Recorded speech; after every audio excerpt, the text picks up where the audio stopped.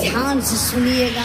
ये धनिया परसनिया का बा, हर तोहारो कहानिया का बा।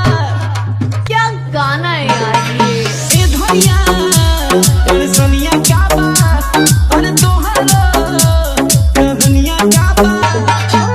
थोड़ा सा कयूज का कमीक करिए राजा जी, थोड़ा सा कयूज का कमीक करिए राजा जी। कमर भके साड़ी मेरा एक करिए राजा जी, कमर भके साड़ी मेरा एक करिए राजा जी, कमर भके साड़ी मेरा।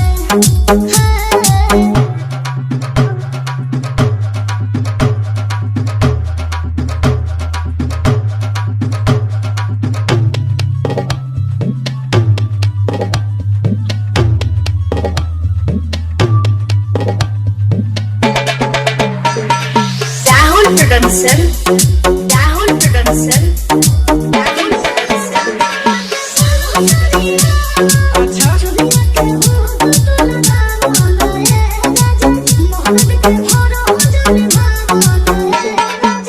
एगो धनी अनीता सराम करे दा, बानी मरा अनीता पराग रहे दा।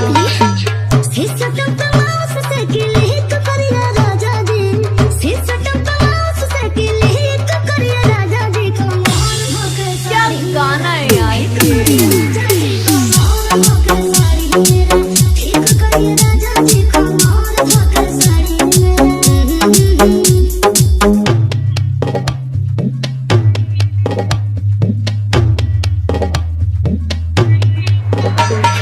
Rahul production, Rahul production, Rahul production, Rahul production.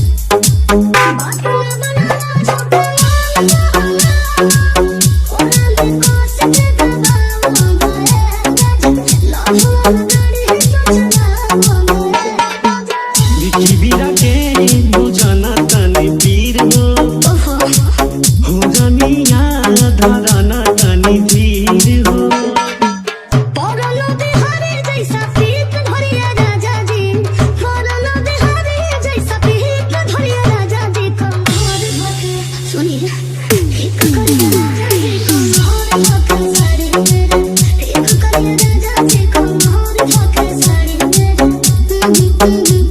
Thank you.